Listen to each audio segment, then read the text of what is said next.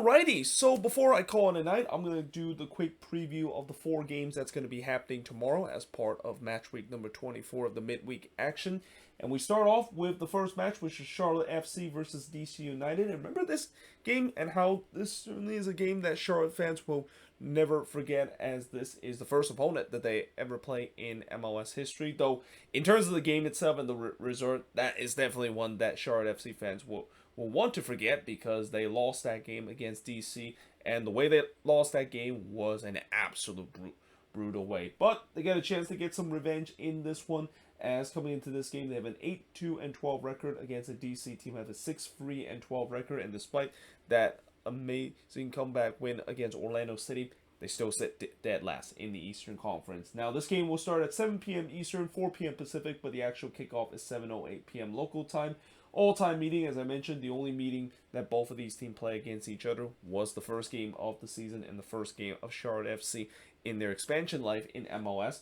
And in the last 5 games between both of these teams, well, for Charlotte, it hasn't been really good for these last 2 games in terms of the last 5 games that they've been. I mean, it's been brutal losses where they lost 4-0 against Toronto, and then they lost 3-2 against Charlotte FC after they blew a 2-0 lead on the road. And by the way, I didn't mention the Charlotte versus Columbus game because, as I mentioned before, that game, the result hasn't been set in stone, because that was the first ever time I've ever seen a MLS game, or at least in the review, where the game didn't finish, and time will tell whether or not when exactly that game is going to be resumed, so that's why it's not included in the last 5 games.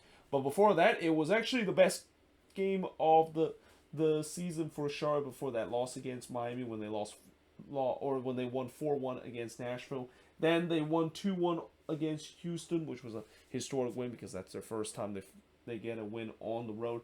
And then they, of course, lost 2-1 on the road to Montreal. Now, for DC United, as I mentioned, in the last game, it was a magical game, and it almost like it was a Wayne Rooney special. You know he was going to do well against Orlando City and create some magical moment, and that's exactly what happened. But unfortunately, that's all the happiness that DC has had in the last 5 games, because before that, it was a 2-1 loss at home to Montreal, a 2-0 loss on the road against Minnesota, a 2-2 draw between them and Columbus, and then they definitely will not want to remember the 7-0 beatdown against the Philadelphia Union, which not only was the worst loss in their franchise history, but it was the time when they realized that, yeah, Chad Ashton is not going to take this team any further, and that they need to have a permanent head coach. And that was also the one that the rumor begins of whether or not if Wayne Rooney indeed is going to be the head coach of this team, which we probably know now what the answer is. So yeah, it's going to be interesting to see how this game is going to go, and we'll see whether Charlotte can get some revenge in this one, and they definitely have a chance to do so because their home form has been very strong this season, whereas for DC, their road form hasn't been very good, and that we'll see whether if that Wayne Rooney magic that we saw against Orlando is only when they play against Orlando. We'll see how they play against other teams, because I really think as much as we'll talk about the magical moment that Wayne Rooney DC team had against Orlando, they did not play well at all, and in some ways they got very lucky. The fact that they got a 2-1 win, if they put that performance against Charlotte, yeah, that's not going to end well for them. But moving on, in terms of the next match, we got Columbus versus Montreal. So speaking of that game that eventually was postponed, Columbus was involved in that one, and again, time will tell when exactly they're going to travel back to Charlotte to finish up that game. But for now, they're going to be playing against Montreal in this game.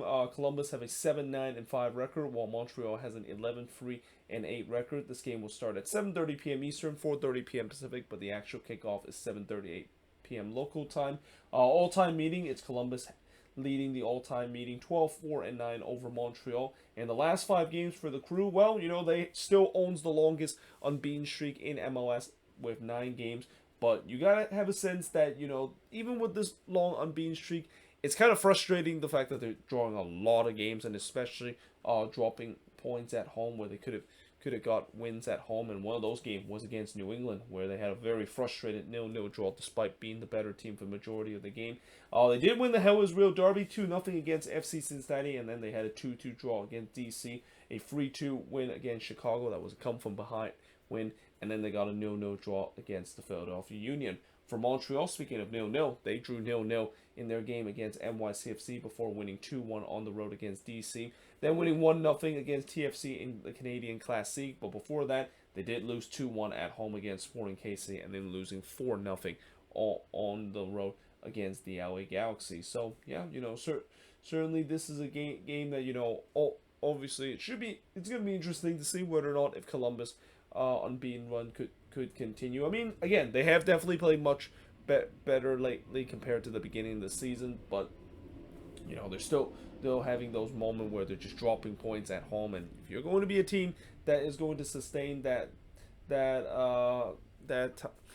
playoff or potentially making the playoffs, you cannot simply just keep dropping points at home, especially with the way that there's a lot of teams that is trying to chase for those precious spots in the Eastern Conference. And for Montreal, again, it feels like things have kind of started to turn around after a bad run that they had back in the beginning of July. But like I said, we'll see whether or not if they can get a big road win, because so far this season the road has been pretty good for Montreal. They have actually done well, much better compared to previous season when they play on the road.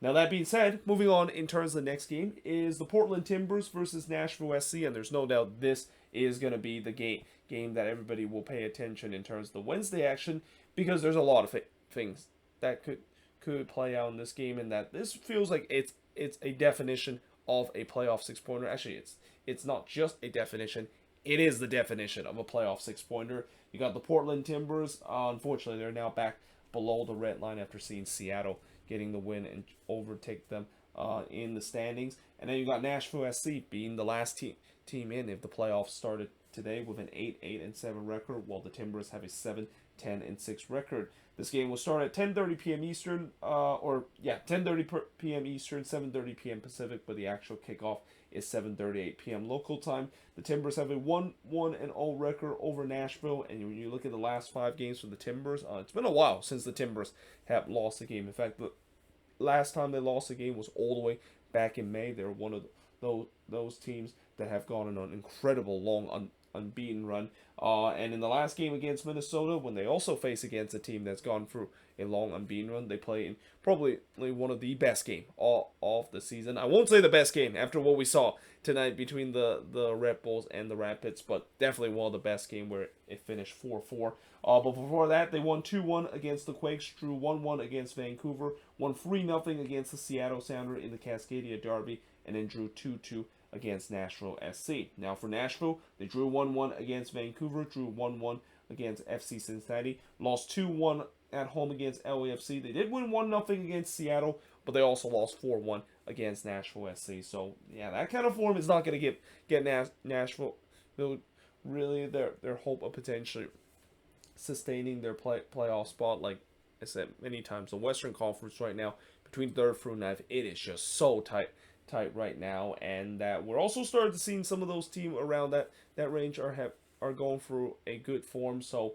yeah, for Nashville, that's not good news for them when they're struggling right now and having only 1 wins in four or 1 wins in the past 5 games. But we'll see whether or not if they can get a win in this one, and especially the road has been kind to Nashville, like what I said with Montreal, but it's kind of especially kind to Nashville because the way that they play, it fits perfectly in terms of playing on the road. Though I'm also going to interest to see that, knowing the fact that both of these teams play very similar style, like to counter attack and like to drop back, well, that also means that this could also maybe be a game similar to what we saw in the one against Minnesota, where that was also a game that was all about counter attack and all about transitional play. And that we'll see whether if we see a similar game like that, because I'm all for another game where no midfield can be found and it's just simply both team counter attacking each other and the game ends up in an 8-goal thriller, because that's usually the game that everybody talk about rather than just a dull 0-0 draw that we have seen a couple of times this season.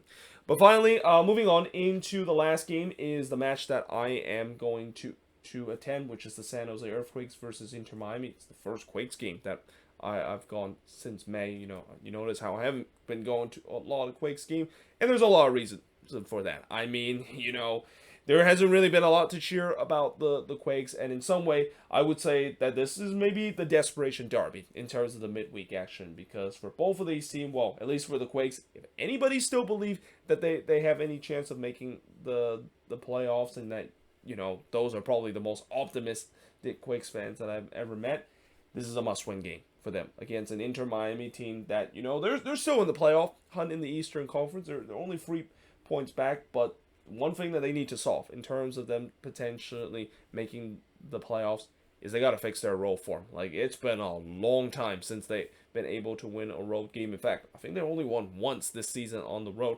And of all opponent that they were able to win on the road, it was against the Seattle Sounder on the road all the way back in May. But ever since, they have not won a single road game. And this is a great opportunity to do so because, again, the Quakes, it feels like they're gifting points left and right in these last couple of games. They have a 5-8-9 record compared to Miami have a 7-5-10 record. This game will also kick off at 7:38 p.m. local time, 10:30 p.m. Eastern, 7:30 p.m. Pacific. And of course, this is the first ever meeting between both of these teams. In the last 5 games for the Quakes, they drew 2-2 against RSL in a game that they should have won if they didn't decide to have defensive lapse of concentration for what feels like the 1 millionth time this season. Then they lost 2-1 against the Portland Timbers on the road, which is expected because that's always an automatic loss for the Quakes whenever they play the Timbers at Providence Park. Then they suffer a 2-1 loss against the Houston Dynamo, which was easily probably the worst loss that I've seen the Quakes suffer so far in terms of the way that they're playing against a team that don't win a lot on the road, and you expect them to win. But they did get a 3-2 win against the Galaxy, and then they got a 2-2 draw against Toronto FC. While for Inter Miami, speaking of 4-4 draw, they would involve the other 4-4 draw that happened on Saturday against FC Cincinnati. But before that, they lost 2-0 on the road against NYCFC. They had to come from behind 3-2 win against Charlotte FC, but then they lost 2-1 at home against the Philadelphia Union, and then against Orlando City, which, you know, Orlando has been always that team that's been kind of that, like, the nemesis for Inter Miami, which is not in a good way because they're considered your rival, and that, yeah, they lost 1-0 in that game against Orlando City. And again, this feels like it's a desperation derby because, you know, for Inter Miami, they want to stay in this, and if there is an opportunity for them to finally fix their road woes, this is the game to do so. And you could say that even though maybe this might not be the game to do so because they have struggled so much on the road, no matter if they're playing a good or bad team on the road, you saw what Colorado did. They were able to fix their road form and able to get a win against a relatively strong Red Bulls team. And especially, like I said, with the Quakes, they're just gifting points left and right. And it feels like this season, again, the only people I can think of that are saying that this season isn't over are probably the most diehard and most optimistic and just refuse to accept the reality of how this team is clearly not a playoff team, and the season pretty much was done in the beginning of the season. But, you know, for the few that still believe, this is a must-win game for them if they want to keep even the slimmer hope of playoffs left for this season.